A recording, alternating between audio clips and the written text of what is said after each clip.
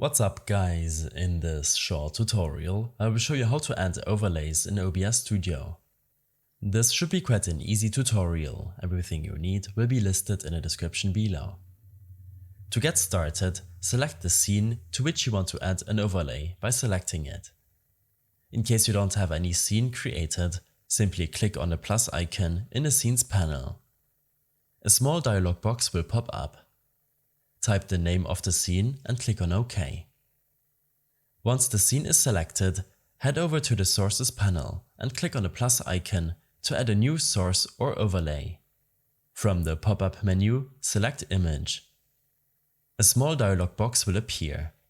Here you can name the source and click on OK. The Properties window for this overlay will open up. Here, click on Browse. Once you click on Browse, your File Explorer will appear. Navigate to the folder that contains your overlay image and double-click on it.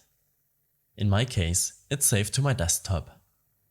You'll be able to see a preview of your overlay image.